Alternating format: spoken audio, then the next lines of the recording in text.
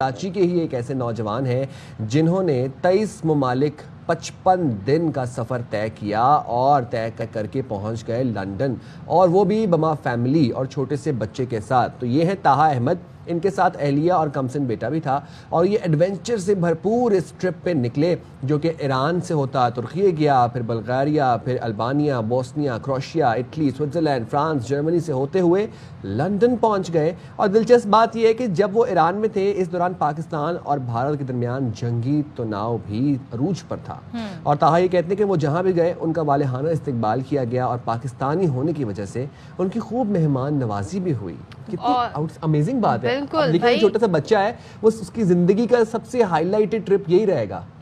اور بڑا انٹرسٹنگ ہے۔ اچھا، طہا جو ہیں وہ یہ کہتے ہیں یہ ایک سفر نہیں بلکہ پاکستان کے سافٹ امیج کو دنیا کے سامنے اجاگر بھی کرنا تھا۔ ظاہر ہے جب آپ اپنے ملک سے باہر ہوتے ہیں تو آپ اپنے ملک کے سفیر ہوتے ہیں، تو آپ کا بیسٹ بیہیویئر وہاں پر ہونا چاہیے۔ اچھا جی، اب یہ جو سفر انہوں نے کیا ہے، کیسے کیا، کتنا پیسہ لگا، اور کیا مشکلات رہیں، کیا چیلنجز رہے، اور کتنا انجوائے بھی کیا، اس پر بات کر لیتے ہیں۔ کراچی کے طہا احمد ہمارے ساتھ موجود ہیں، ان سے بات کرتے ہیں۔ تھینک یو سو مچ طہا، آپ نے بڑے زبردست طریقے سے یہ ایڈونچر جو ہے پورا اپنی جرنی کمپلیٹ کی ہے۔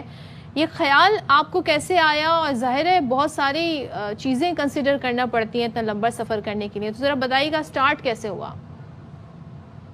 بیسیکلی دیکھیں، شروع تو ایک ڈریم کے ذریعے سے ہی ہوا تھا کافی پہلے سے، لیکن یہ کہ وہ جیسے جیسے ٹائم بڑھتا رہا نا تو اس میں اور اس کے جو مقاصد تھے وہ اور اس میں ایڈ ہوتے گئے،